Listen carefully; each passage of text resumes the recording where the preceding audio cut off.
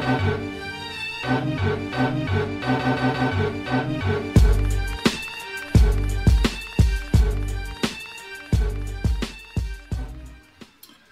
what's up, and welcome to episode 86 of Throwback Hoops. My name is Rob Clayton, and joining me as always is Woody V. How you doing, mate? Robbie, my man, always good to be here, brother. Great to have you, mate. Well, just a reminder before we introduce our really special guest this week. So, just you can obviously find us on YouTube. Please make sure you like, rate, and subscribe. If you listen to the podcast, that's available where all podcasts are found. So, right, so we're absolutely thrilled to have a special guest this week who will be making his third appearance on Throwback Hoops. So he's basically a friend of the show now, absolutely, and is a very warm welcome to the head coach of the Illawarra Hawks, Jacob Jackomas. What's happening, guys? Thanks for having me. I'll be really disappointed the day you don't invite me on your show. So you got to keep it going. It's turned into that annual thing now, hasn't it? Sort of get you on before the season starts and that. So, no, we're really appreciative of your time. We know it's a busy time of year. We're recording on Friday the 15th of September. We know the NBL Blitz starts tomorrow, I believe. Tomorrow, yep. So, yeah, so I really appreciate you giving up your time. Now, JJ, we always talk about a jersey at the start of the show. We've done that each time we've had you on. I can see you wearing a special one today, one that we both really approve of, Woods and I. So why don't you tell the viewers what you're wearing today? I'm wearing the Townsville Fire championship-winning jersey and championship-winning captain Lauren Nicholson's jersey. Obviously, Lauren's really special to me. So, we put together, and we're partners. I guess that's what you call it. But just thought I'd rock her jersey today. She's moved to the Flames, which is even better, a little bit closer. And, hopefully once this is done, she can get me a Flames jersey, which would be great to rock during the season. Nice, great choice. I've got the same one in orange as well, but that one looks really nice, that one there. And I've got a comment on that great hat you're wearing as well. So the old school Illawarra Steelers hat, right? Yeah, I've been in the Illawarra now for a while now. So I think this is going to be my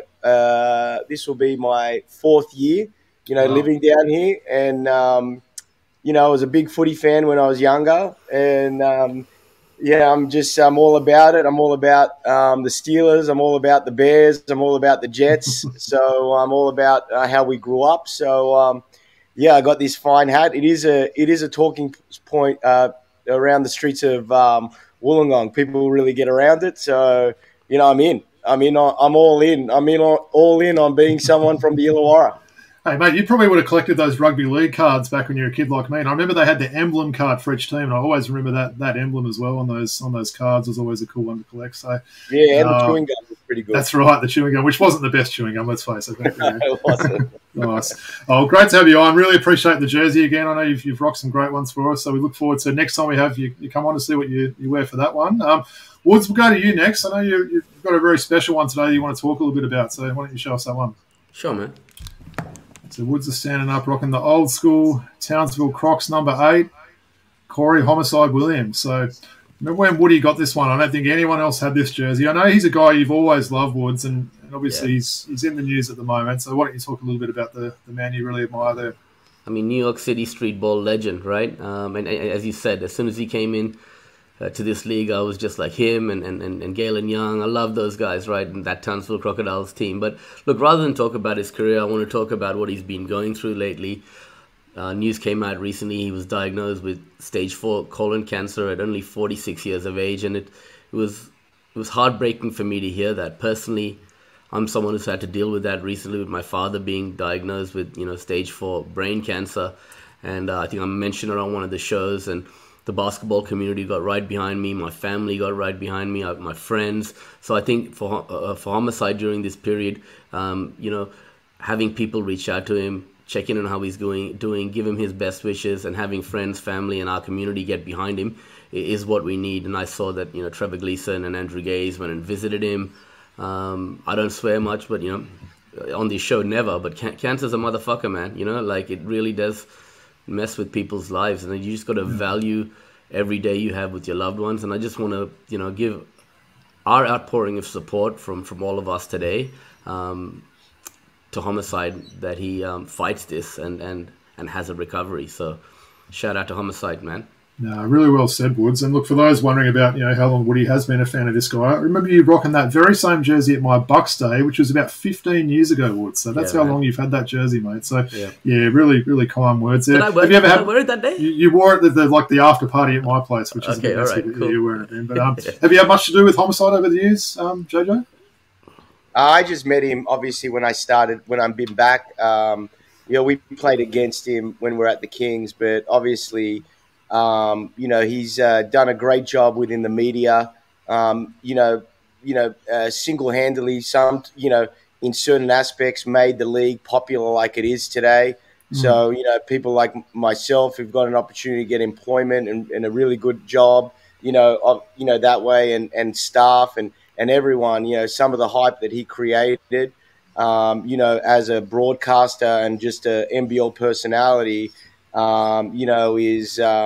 Is unbelievable.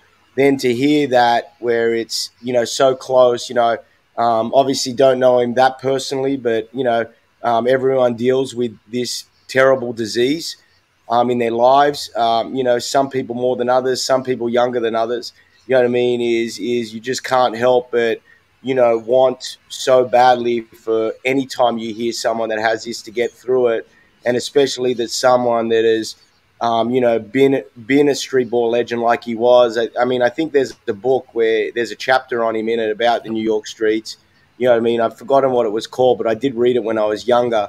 And then to have all that in his home country, to come here and to invest his life into our sport and make our sport what it is as a player and a broadcaster and a personality. We have to be unbelievably grateful. And I'm just praying that everything goes well for him. You know what I mean? Because a lot of us aren't here doing this thing if it wasn't for people like him. Yep. Yeah, as JJ said, it can't be understated, right? What he's given to the game of basketball in this country, right? So we owe him a lot. No, good stuff. Really well said there, boys. So, look, I'll just talk a little bit about mine. I'm actually breaking my rules today. I actually have featured both of these jerseys on the show before, so I do apologise. But I haven't worn the one. I hung this one last time wearing it. So I'll quickly stand up and show you the one I'm wearing today. There's a reason why I'm rocking this one, and then I'll probably ask JJ a little bit about the one that's hanging up, a Hawks legend there. But show you the one I'm wearing first. So for all our audio listeners who can't see, Robbie's wearing the Atlanta number 17, DS17. Dennis Schroeder jersey, and very topical in today's media. DS17. Woods, you know how much of a fan I've been of DS17, right? He's one of my absolute favourites. I was calling for the Hawks to trade Jeff Teague as soon as he showed any signs back in the day, and really followed his career. He's become a bit of a journeyman now, hasn't he? He seems to have changed teams a bit lately, but I think he'll have a pretty good role with Toronto this year, replacing Fred VanVleet there. So looking forward to see how we go. We'll talk a little bit about the World Cup, to wrap up the show, but just thought I'd rock the DS17 jersey. I like it. In terms of the one I'm hanging, though, that's a real old school looking one there. So none other than Melvin Thomas, who actually had stints with the Illawarra Hawks and the Wollongong Hawks over the two times he was there. His number hangs in the rafters there. JJ, do you know much, or have you had you cross paths much with Melvin Thomas? That's Melvin's, is it? It's Melvin Thomas, yeah. It's a little bit hard to see. Gotcha. Yeah. No, in fact, I thought it was Matt Campbell's. I'm reading that wrong. Sorry. Melvin, no, not as much as some of the other people that have their jerseys in the rafter. But obviously, in a different lifetime, I coached one of his sons, Noah. Wow. At the Comets. So, obviously, they did have an anniversary team for the championship team, and they all did come back, and I did meet Melvin. And, obviously, all of the guys have a fondness, and anyone that's really played in Wollongong or the Illawarra has a fondness for this area, and they were all, really happy to come back. So, anyone that's in the rafters for us is more than welcome to come back and, hang out with the guys and tell us some of the stories, especially, the successful ones that way. Hey, putting you on the spot, who else is hanging in the rafters there at your home court? Gordy. Yep. Gordy's hanging. Chuck, Sav, and Matt Campbell. Nice. A pretty good group there, isn't it? I know we spoke about Sav last time you were on the show and I was rocking his jersey, so someone I really enjoyed watching. Impressive, wasn't it? Yeah, he was a great player. No, that was impressive. That was impressive, JJ, remembering, It was good. It was good. You can't forget any of those legends, right? I tell you what, that jersey, man, like that's the Illawarra Steelers was still around when you got that jersey, right? Probably would have been. It's an old jersey. It's pretty small now. I'd probably be fitting my daughter soon. It's so small rather than me. But yeah, it's a good one to have in the collection there. So good stuff. Well, really appreciate that. Yeah, always like to start off the show with some jerseys and some really different ones today. So, well, now the bit that we're all sort of waiting for, Woods. We're gonna grill Jacob for 20 minutes now. We're not going to do that. We're just going to ask him a few questions that we wanted to sort of ask there. So I might start off there, JJ. So look, obviously we had you on around this time last year. I think around 12 months ago. I think probably safe to say you were fairly optimistic about the season. We went on to see a season where you guys were just hammered with all types of injuries. Finished 3-25 in the end. How difficult a season was it for you last year?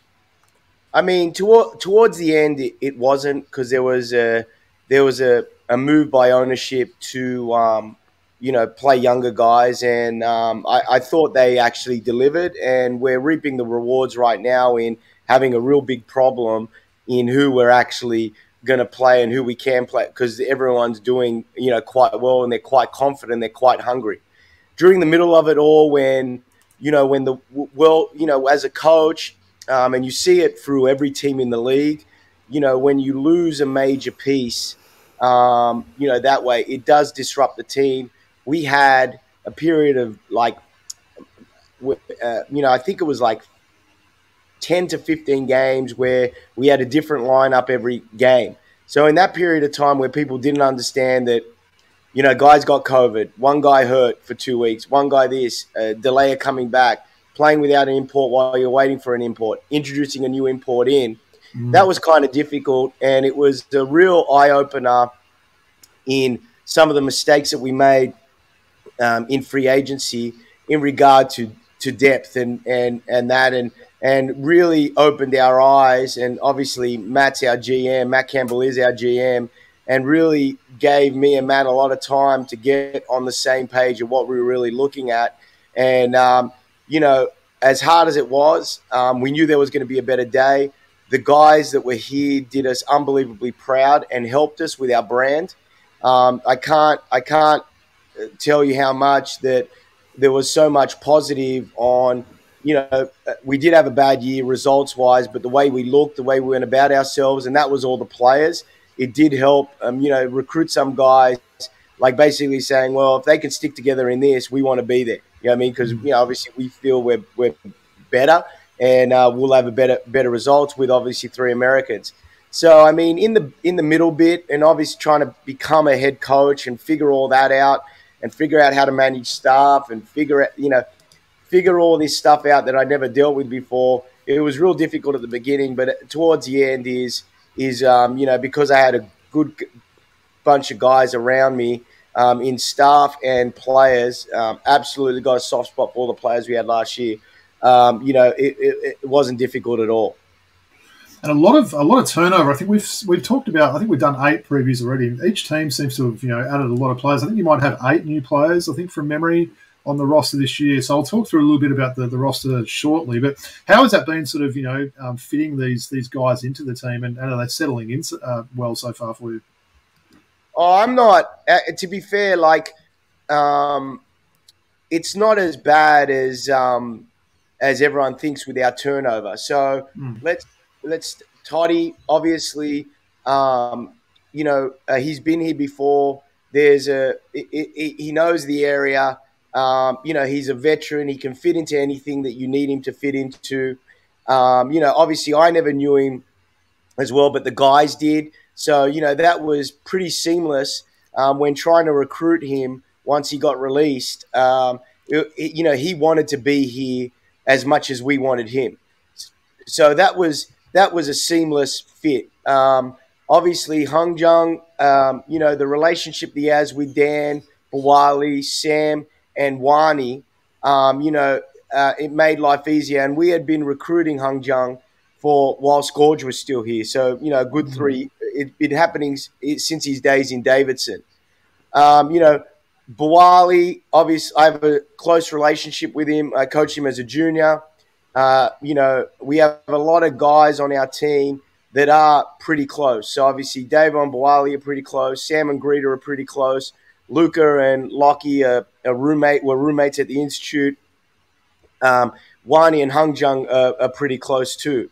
So we've had, so obviously with all that familiarity with Hung Jung and Bawali, coming from it, and then the links that I had with it, it doesn't seem like that. And then obviously bringing in Lockie, he's a young guy, he's hungry, he fits exactly what we want, and he came early so he could figure out how we do things, which that way is Mason's game is sort of like an Illawarra game, hard-working, hard-nosed. So, it's more that we need to learn off him how to play than anything else. And then Gary's got a link with one of the Americans we had last year. So it was an easy recruit. We had signed Justin pretty early last year after Tyler's already been here. Gary was a guy that we earmarked, and usually when you earmark one of your first choices, you don't often get it. And we spoke to Mike, obviously, was here last year, and Mike's got a pretty good relationship with him. And, Mike sort of gave us a heads up that he doesn't think that we'd get a guy like Gary. Obviously, he'd be, if he didn't be in the NBA, he'd be in Europe. But, he helped us with that. He wanted his first experience overseas to be something that he could know as much as possible and trust. And it's been just great. So when we've been on the floor, it's been real easy. It's been real easy. It's been like a bunch of guys that have known each other for a long time. But, we do see some flaws in the playing. So, in regards how well we get on off the floor, or the players, maybe not so much with me anymore, but, but how we get on off the floor, how the players get on off the floor, how they relate to each other is great. It's been like a team that's been around forever. But we do have some things we do have to work on basketball-wise. And, I think I'm not too worried about that or going to use that as any sort of reasoning of not doing well come game one.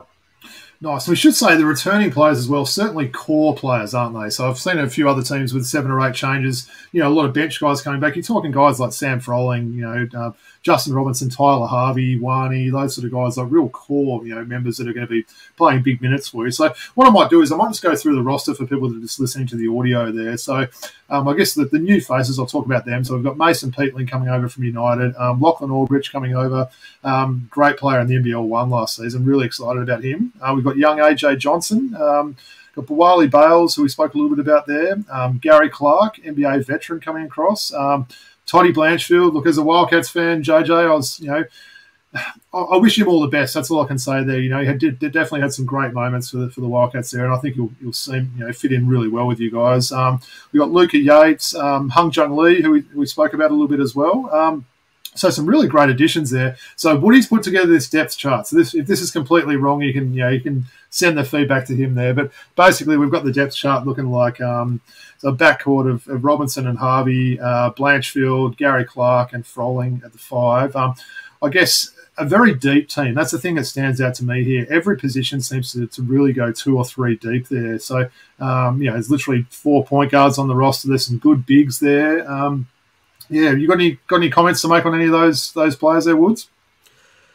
Yeah, look, I mean, I thought maybe Wani might actually start at the 3 there. I wasn't sure. I think that they'll leave that to JJ, but I like that core, right? You've got a blend of experience and youth, guys that are coming back from last year, as you mentioned. Some of that core is coming back, and as JJ mentioned, the front office allowing for player development at the end of last year allowed the likes of Will Hickey to get some runs.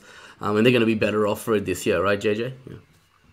Yeah, for sure. I mean, I'm going to dinner with Wani tonight, so if he pays for dinner, he could slide into that starting spot. I'm not too sure on where we sit with that, but no, I mean, the depth chart is the depth chart right now. We played against New Zealand with some guys missing, some guys did well, some guys didn't. We do have a young crew. What we do have the opportunity with this group is that there's a time that everyone can play in the NBL in that roster. From obviously Bawali's a development player for us, and Luca they could play NBL minutes. To Sam Froling, who's been in the league for a while now, even though he's still young. Tyler Harvey's who's been in the league for a while. But what we do have is we have a group. We do have a thing is the next man up, and then also we have good healthy competition to make sure the guys that are in the rotation are doing all they can to stay in the rotation. The guys that are out of it have a full belief of the coaching staff that they can play in it when called upon.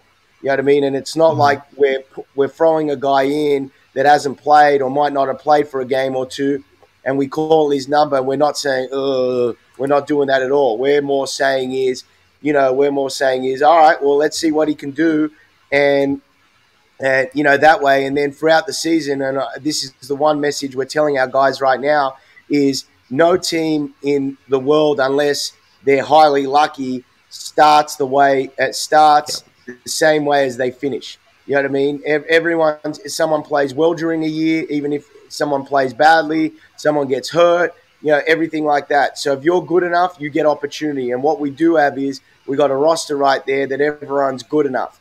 And we're urging. One thing I will say is, and one thing I do know is, we're urging for someone to come in and stand out. You know what I mean? That way, we're urging for, and that's when we become really good.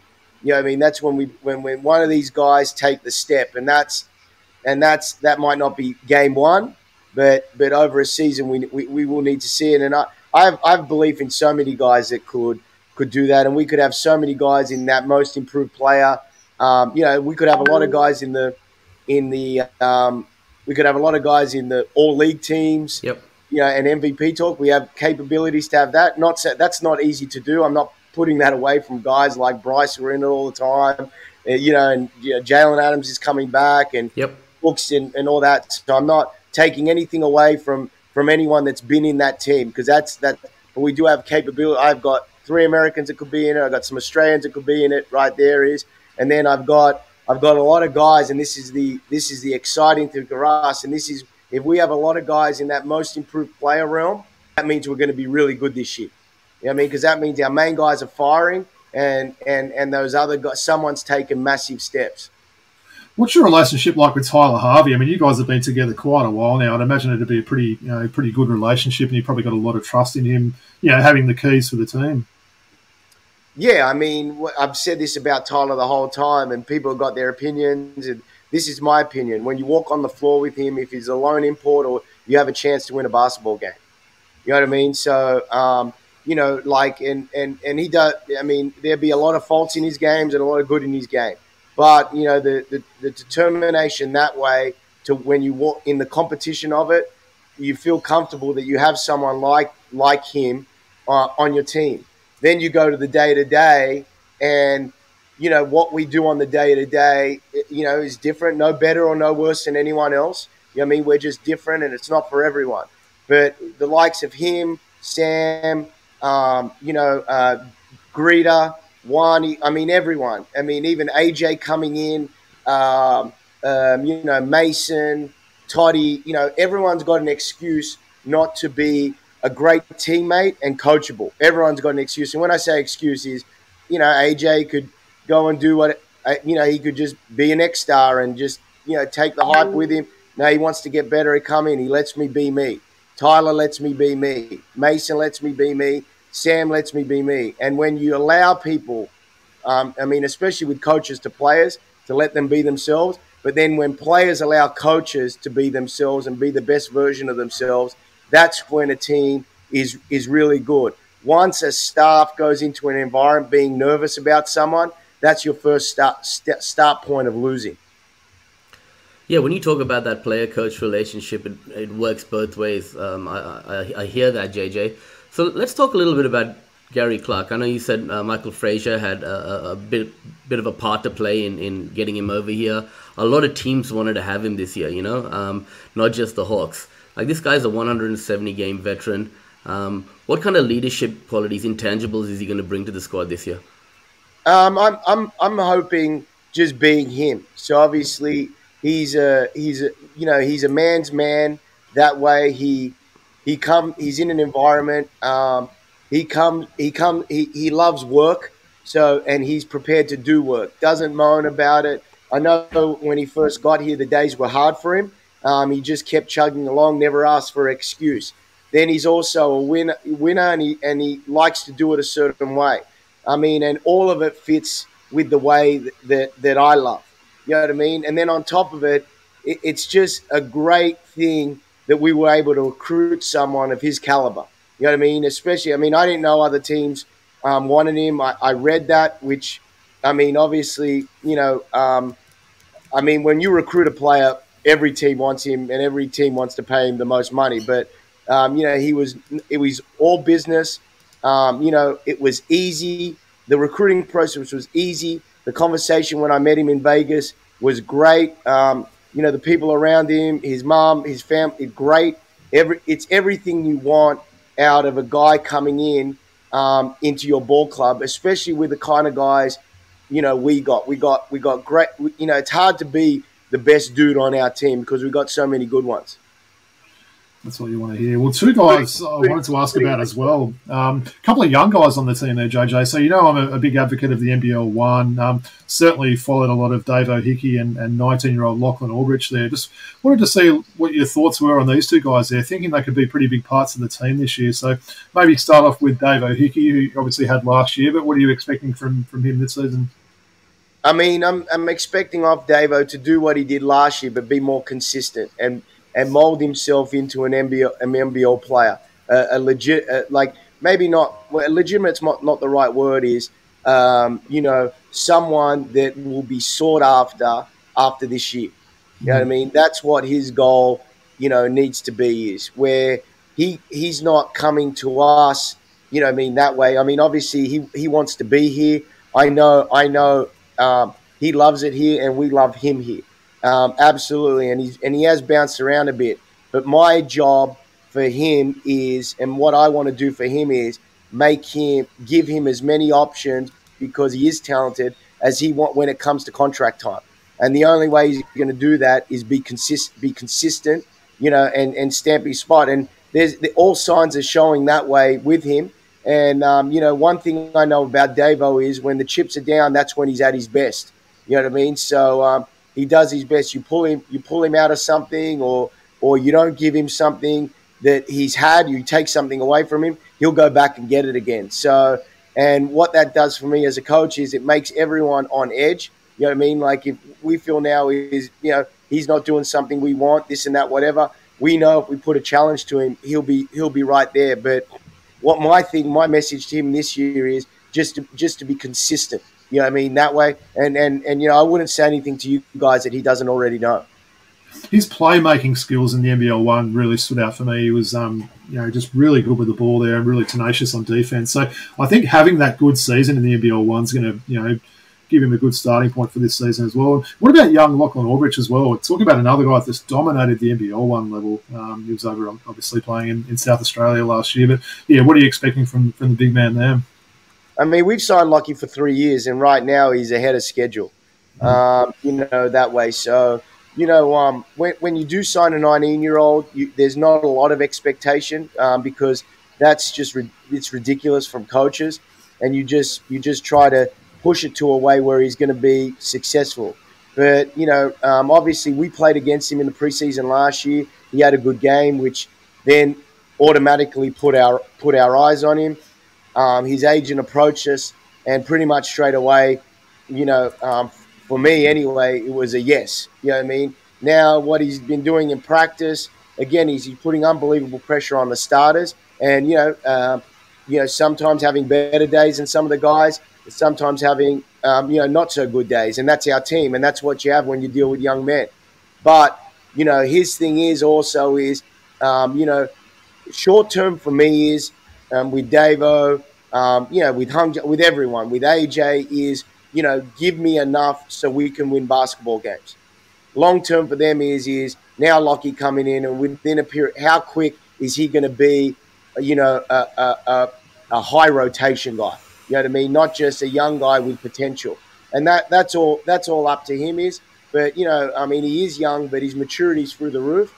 And, there's a lot touting that he'll be an NBA player. I coach in the NBL. I've coached a lot of basketball, this and that, whatever. I don't know what an NBA player involves, but I guess I'm around a lot of them in data, and I watch a lot of them.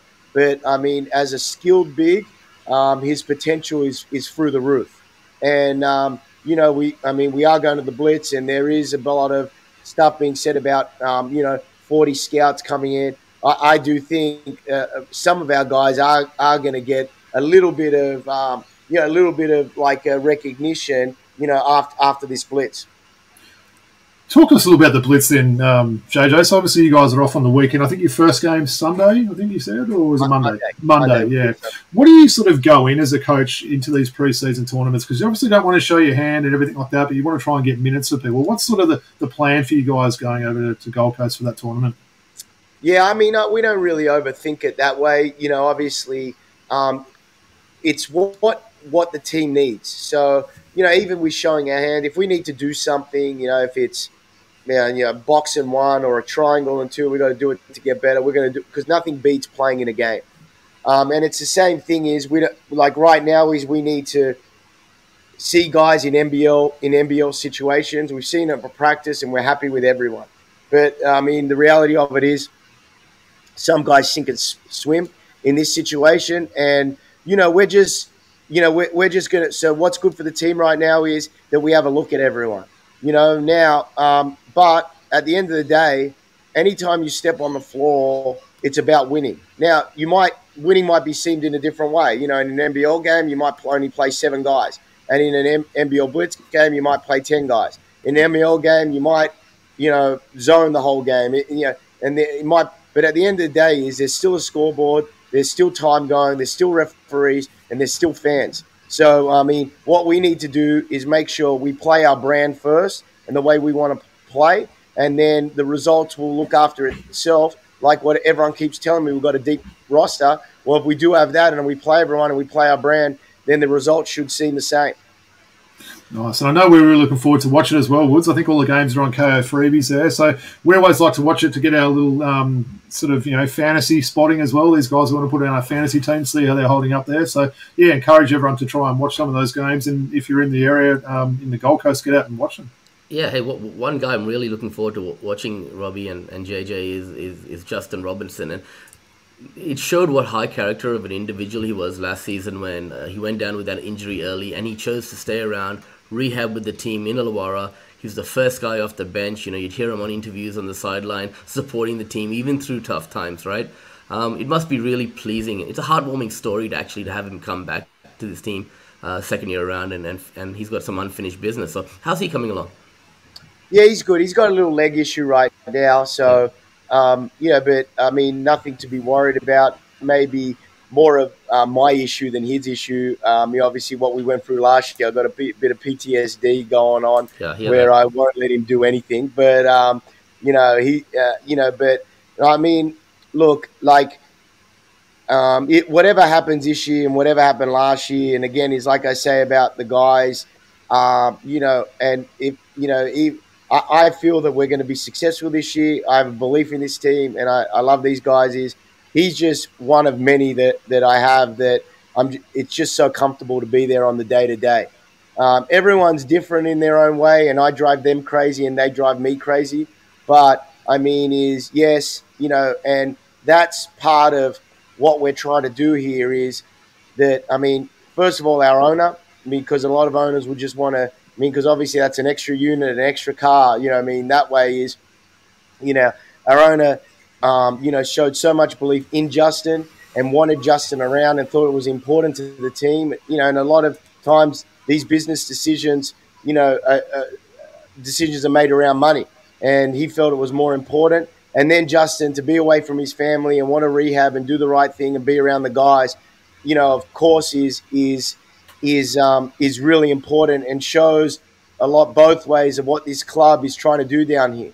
You know what I mean? A lot of times I hear about it, low budget, country town, this and that, whatever. We got good ownership. We got a good place. We live in a great area. You know what I mean? Like when it's, I mean, I speak to Gorge right now and he would live here if he could. You know what I mean? That way. But, and we have great ownership. We have great ownership that supports me. Obviously, we won 3 games last year. He let me do my contract over again. It doesn't come any better than that. And when you have such stability up the top that way, and such a guy that will back you, even in a situation where it's easy to just start all over again, it seeps down, and that's why Justin wants to be here. That's why Gary wants to be here, and that's why we've been able to recruit, great young Australian talent, and also some veterans. Yeah, I think that what you mentioned, from the top down to yourself to a guy like Justin, there's a great culture being built at the club, and that's the foundations for success. So really hope to see that play out over the coming season, Coach. Appreciate that. Good stuff. Well, Woods, I know you wanted to ask Jacob about HJ there, but I wanted to ask Jacob a little bit about Samson Froling. We love to call him Samson on the show here. How did you see his development last season? I thought he came along really well there. There's sort of talk that he's working on that outside shot a little bit more, but what can we expect from Big Samson this year? You can expect from Sam to, take the bull by his horns in regard to, him being a focal, Aussie piece. You know what I mean? And we speak about it all the time. Again, is like you talk about Tyler. It's great to come to work and see Sam every day. You know what I mean? And so obviously, like the struggles and the things that the struggles, and not it's a struggle, but the things that he's got to deal with right now is that the eyes are on him right now, not as a young, improving young guy. As now is, there'll be a responsibility, and it started. He was one of the guys. He called me when Mike went down and asked if we were getting another American. And I mean, obviously, ownership had their views, which were to back me and back our young thing. And then I asked some obviously some of my mentors. I asked that, and then Sam called and asked if we go all Aussie, you know what I mean, like and just give it a crack, and that was the tipping point for me. But on the way back, the conversation is, well, you miss a layup in Adelaide it's going to be on you. You know what I mean? Are you ready for that? And I think that was a major reason why we did what we did last year. Not so much so Daniel Greeter could get minutes, or Davo could get some experience, or Lockie, or whoever it was. It's also so now if there's someone to blame for whatever, however you say it, blame, or someone to really criticize, it shifts to and that's a great learning experience for him. And I thought he did a great job of it. I thought he handled the media well. I thought he handled the criticism well, and the praise well, when we didn't really want to hear that praise about, you guys fought hard. You know what I mean? But he handled it well. It was classy. And now it's time to come into this thing and take it to a step level, is make big plays that will help us going to win, and mold himself after whatever is into, our marquee Australian. And, with that I mean, that's going to be, and that's what I say to you, is guys are going to have to take massive steps. That's a massive step on him. And, like I said, I'm happy to be on that ride with him. You know what I mean? And I'm happy to go with the successes and also with the failures. You know what I mean? Because these guys are the kind of people I want to be around. Sure. Now, I actually did, we both heard you on Aussie Hoopla with Dan Boyce. Really great show. Enjoyed that a lot. I know you did speak about Hung Jung earlier, or Lee, or HJ as you affectionately call him. And you mentioned that he grew up learning the game a little bit in our system, at the Center of Excellence at the NBA Global Academy. And he's got those pre-existing friendships. Tell us a little bit more about that. You said that him and Wani are really close. How is that going to really assist him this year? Because he's familiar with the culture, with the people, the system, to grow. Also, Hung Jung's coming to dinner tonight, so if he doesn't bring his wallet, there's going to be issues as well. I just thought I'd let you know that. Sounds like a good dinner coming up. So the boys, the homies, man. I mean, I'm just letting everyone. I'm putting that out there in the world. But no, I mean, HJ Hong Jung is someone that we were looking at for a long period of time. We do it a different way down here in recruiting. We like to see what we can do in regard to salary cap relief. Not so much spend, but just we try to make sure we stay within the salary cap rules. that way. And having someone from an Asian country is a massive get for us. Then on top of it, I mean, you see a lot of times and they're fair players. Zhu Qi's a good basketball player, and he's a very good Chinese basketball player. I was in the CBA for years, and he was dominant. Big Lou played for Brian this year, and he had a good, really good season for him. You know what I mean? HJ's one, being in that Australian system and just is just fitting into the NBL and fitting into the style of play a little bit easier for him. Then on top of it, it's not just Wani, it's Sam, it's Greta, it's Bawali. They've all been there with him at the institute, and they all grew up together, which is a massive. As coaches, you form bonds with friends, and usually you hire your friends. They're still coaches, but you become friends as well. You know what I mean? Having a group, like I said to you, like being able to nurture, where you're in an environment where we I don't know if they're best friends, right, or anything, but there's a childhood growth, with a lot of these guys. That way is it doesn't happen. It doesn't happen, it doesn't happen a lot, and we've got a bunch of them. So we're going to use that to an advantage that way. And I mean, everyone that I've been able to recruit here has had some link to Robbie McKinley at the Institute, and he's a really good friend of mine. So I mean, I don't know if he's comfortable because we yell at him the same or do anything like that, but it's I'm also great. My links I have with people help me get and likeness and that way helps me get to recruit these really good players, which I'm really happy about. Well, there's a very international flavor to this team. You got the 3 imports, you got HJ, and you got the next star as well, AJ Johnson, right? What are we going to expect from this kid this year? What kind of growth are we going to see? How's his nose as well, by the way?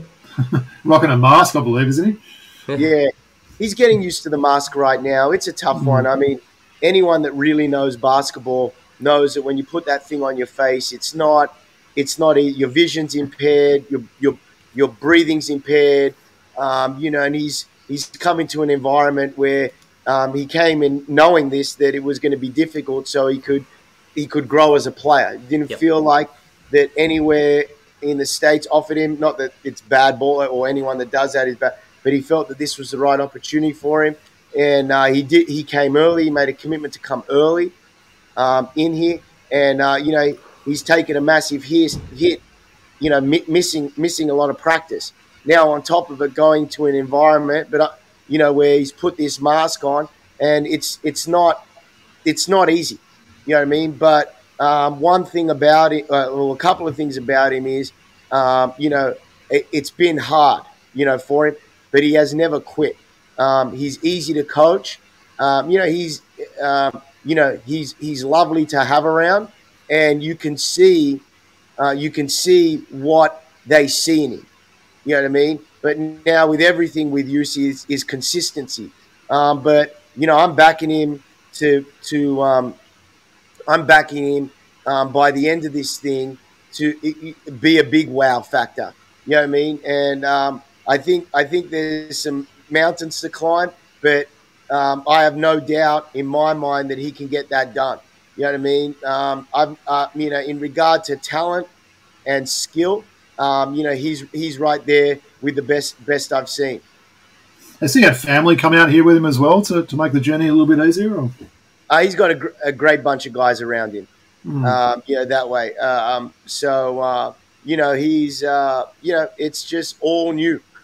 It's all new for all of them. Even driving on one side of the road, the food, this and that, whatever. But once he's starting to get comfortable. That's a big part of this thing is, and I think he's going to flourish. But I mean, I wouldn't say that willy-nilly. It's just from what I've seen in the small sample size I've seen is, prepared to play with a mask, can't breathe, keep fighting through it. Got bashed around at practice at the beginning, this and that, never walked off. Now I'm not saying anything's perfect, but the inside of it, there's a lot of good in there. And with his talent, and then us being able to get that all out in one and consistent is just, it's just going to be really fun to watch. And, really fun to be around and being able to have something to do with him. I'm looking forward to see that. And JJ, I've got to ask you, Tim Conrad, right? Feels like we see this guy coming out of retirement every year. Any chance we're going to see him out on the court again this year, or is he definitely retired this time? He's definitely retired. Definitely retired this time. All yeah, right. I mean, and that's him making it clear to me. So I'm not. Yeah. Let's get this clear: it's not me making that call. It's him. Timmy was, someone that, I mean, he should have been signed all 3 years, but came in all 3 years, and just had a great career with the club. The much he cares for the club and everything like that, and his selflessness that way is, he's decided to retire. Where, I mean, he probably could have done a little bit more, but he's decided right now that enough's enough. I know he sometimes walks into practice, and back in maybe a year ago, he would have gone, "Oh, I'll just train," you know what I mean? But he's walking in, and now he's a great person to have on the sideline and ask him questions of what he thinks. Nice. We talked about the rafters, right? And who's hanging up there. I think it would be fitting that the next jersey to be hanging up there would be his, right? Yeah, I mean, as a player, yes. I'll say one thing, and I don't think anyone in the Illawarra is going to disagree with me. We have our team manager / taping guy, Phil Driscoll, who's been at the club for pretty much I'm finding out if he's been there for all the years, but he's been there a long freaking time. So, Timmy should get up there, and that will happen with due time because of the career he had. But someone from someone in the background and someone that's been around the sport for a long time. I mean, I don't want to disrespect Timmy in any way, but Phil's name should be hanging up there, and I'm going to make it known as the year goes on that someone's going to have to do something about that, because he is a massive piece of this ball club, and he isn't around as much as we want him to be right now. But when he is, it puts a fucking smile on my face, and I'm going to do what I do. I got a big enough mouth to make sure that someone hears that shit, and it just started today. Awesome. Well, and we're all for that. I really appreciate it. We didn't go too hard on you there, did we? I did have one quick question I wanted to ask, actually. I saw Josh Giddey came out today, and they said if you were commissioner of the NBL for one day, what would 3 rule changes are going to be? So I'm going to put you on the spot. So the 3 rule changes Josh Giddey said: no zone defense, bring the game back to 48 minutes, and 6 personal fouls. Can you get on board with any of those? You don't have to sort of go through all 3, but what any of those that sort of stand out to you if you're commissioner for a day, perhaps? I'm into 48 minutes. I'm into 6 fouls. I'm into 6 fouls. I think it's something that needs to happen. So I'm all about Josh on those 2. The zone, I think it just wants the lane a little bit open so we can that way. But in regard to what we just saw with the World Cup and some of the rules and some of the things, obviously the NBA is one of the best brands we watch, and for 82 games, their rules and obviously the playoffs, the rules suit an 82 game season in regard to a little bit less physical, a little bit more scoring, a little bit easier on the bodies that way. But the World Cup, if you're not playing 82 games, I'm into split the no defensive 3 seconds, because that was just a good basketball, and it's a great sport. The NBA is a great spectacle and a great game to watch, and they do a great job that you're able to watch all 82 games and playoffs. And I mean, and Josh is one of my fun. I mean, I was able to coach him a little bit at the Oceanas, and he's one of my favorite human beings of all time in the small period of time as a player coach. He's just heaps of fun, and I'm sure, and it seems like he hasn't changed. But that FIBA thing, having a leveler where America has to bring their best team, they have to. The rules have forced them to bring their studs. Why wouldn't you want that? You know what I mean? And that's the same thing here is. But, so I just think I think we need both. We need maybe some games where we play with no zone. Some games we do it, but I'm into 48 minutes and 6 fouls for sure because your best players are playing more. No, and I'm a basketball historian. I've told you this before, Robbie. Watching the NBL for all these years, all the great records that were set before, with the likes of Andrew Gazer's scoring records and, Darnell Meade with his steals records and things like that, right? People are not going to be able to beat those records in 40 minutes, right? I know the 40-minute game has been on for, 10, 15 years now, but it'd be nice, right, if we could go back to 48 and see some of those records broken, so... Yeah. You could probably do a whole show on that, I reckon, Woods. I know you're very passionate about that. Yeah, it's the 48. We coach 48 minutes in China. It's really fun. Yeah, it's really fun to coach, and also 5 and 7 game series are really fun as well. So bring them in as well. Yeah, if I was to do one thing, I'd keep the zone in and get 7 game series because they're unbelievably fun and fun to watch. Definitely get on board for that.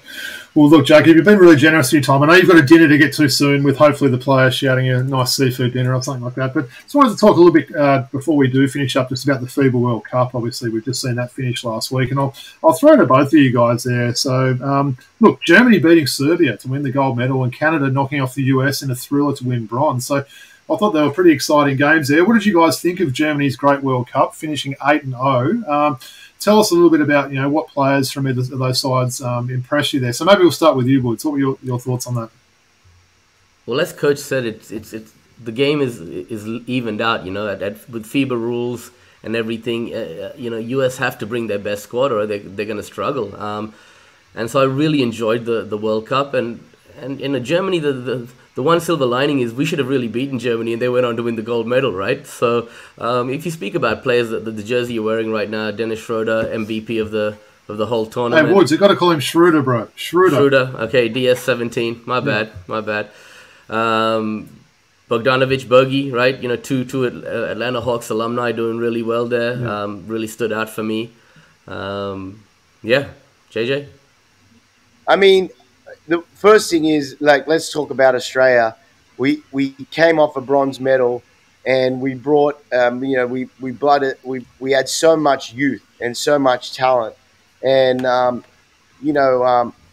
Paddy and Joe, what they're building, and now, stepping into, and I don't think it's time yet by no means, but the legacy they're leaving eventually, and then handing it over to guys like Josh Giddey, Josh Green.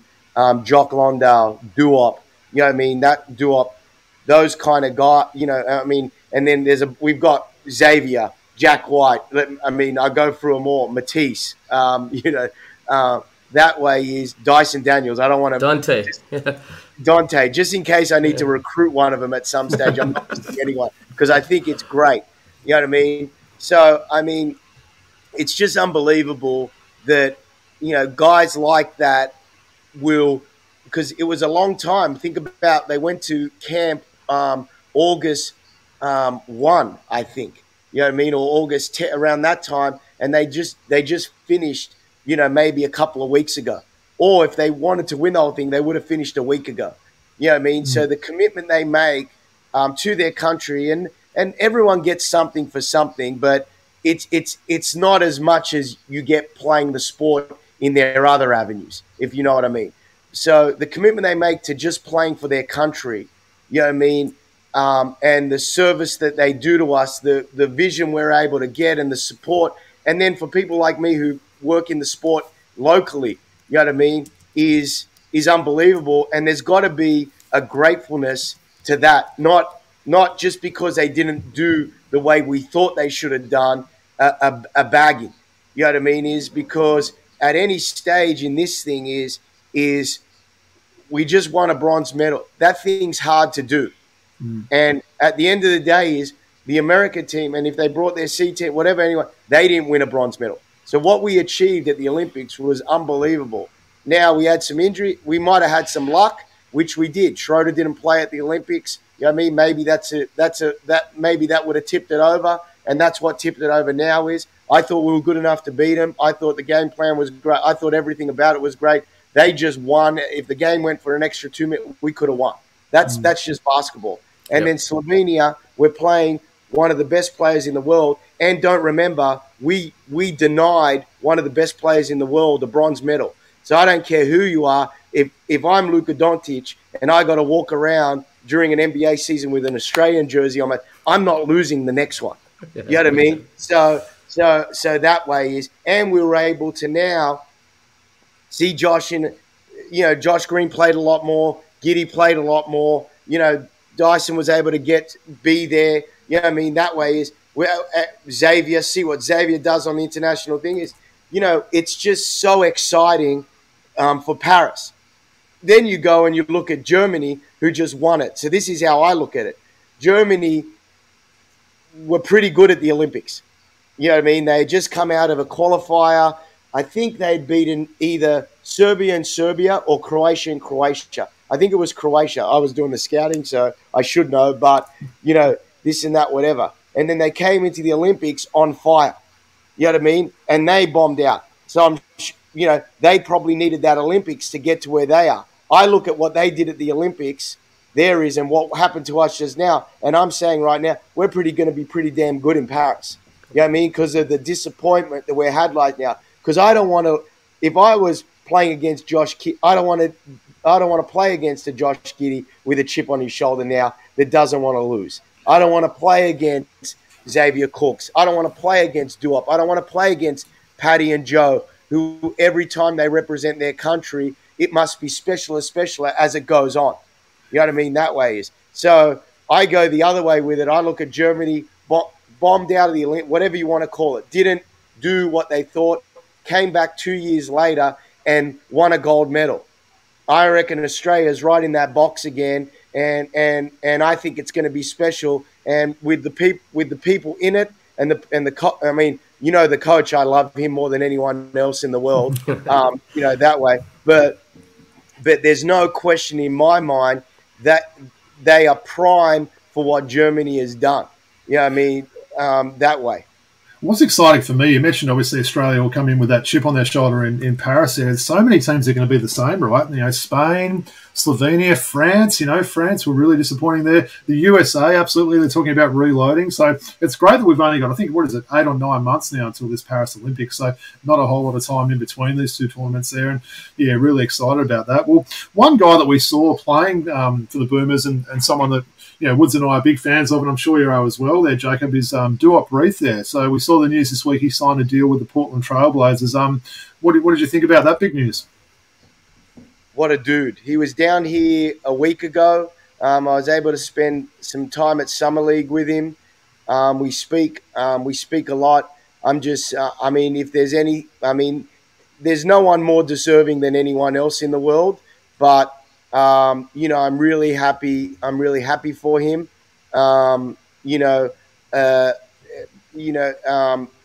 Portland's great. The Nike employee store is great. Everything about Oregon, it's just a great place. And he's an NBA player, and he's done it a different way through the right of Europe to Australia to China whilst playing that Olympics, it's just a great story, and it's just another thing another guy that's going to come that always wants to play for Australia whenever he can, and he'll be bigger and better, and also being in a situation where he was disappointed whilst having NBA experience. So I'm just totally happy for him. Hopefully one day we can link up again that way. But if we don't, hopefully he's done with the NBA, won his champ, have a successful, and I'm an old man and he's on the verge of retirement. But it's just another guy that we know in the league that we can enjoy. Hey Woods, is that going to be our next jersey purchase? Do you think a Duop Reath jersey? Definitely. And I think he's also really happy to see that he's going to be linking up with his good friend Matisse Thybulle over there in Portland. That's going to really help him as well. Feels like there's a few tandems now in some of these teams, isn't there? There's a few teams that have got two Aussies now, which is going to be even more exciting when the season starts. I think we're about 40 days away from the NBA starting. Obviously, the NBL's what are we? The NBL now? We're 2 weeks. I think 2 weeks today. I think it is until the season starts. So, really looking forward to that. Well. Yeah, JJ, I just really wanted to thank you again, mate. As I said before, you have been really generous with your time. I can see it's starting to get dark there behind you now, and that means that the dinner's about to start, right? No, it's totally fine. So, well, look, just sort of take it to the outro now. So just wanted to thank everyone for tuning in. Please make sure you do subscribe and like us on YouTube or wherever you listen to your podcasts. We can be followed on Twitter or X, whatever you want to call it, at Throwbacks Hoops. We're on Instagram, throwback.hoops. Email address, if you've got any suggestions for jerseys, guests, anything else like that, we're throwbackhoopspodcast@gmail.com. Woods, you got any shout-outs there? No, thanks to everyone who pledges their support to us through Patreon and whatnot. And, this show's been going on for 3 years, 86 episodes. So can't thank everyone more for getting behind us. Yeah. And we've got one more team preview to go. We've got your team, Woods, the Sydney Kings, next week. So special guest Matt McQuaid coming on for that. I think it might be his third appearance on the show as well. So we're getting a few repeating guests. Yeah. Now, JJ, I always like to give Woody the last word. I'm going to throw to you today. So any last word, anything you want to say or anything like that? When does it become a time where I come on this show and you guys turn your way and you start supporting the Hawkies? Well, they're our second team, you know that. And actually, I think we did talk last year. How many times? We did talk about coming to a game last year. This year, we're definitely going to do it. So if you can hook us up some prime seats, behind the bench or something like that, I won't put that Melvin Thomas jersey because it might be showing my belly there. But I'll go and buy a new jersey. I like that Samson Froley. I might get one of his jerseys and rock that. And we'll come on and sit behind you and cheer like there actually are our team. What do you reckon? We'll do that this year? Yeah, look. I mean, you can't help but wish them nothing but success this year, right? It was a tough year last year. A lot of work has gone into building, as I said, that culture. Great people, great organization. Want to see them do well. JJ? No, it's Woody. You just take that Cairns Taipans jersey off. That's all I want to know. You got it, man. You got it. All right, guys. Well, really appreciate it. You got prime seats. All right, looking forward to it. We'll hold you to that one. Enjoy your dinner tonight, mate. JJ. All right. See ya. Peace out, guys. Thank you.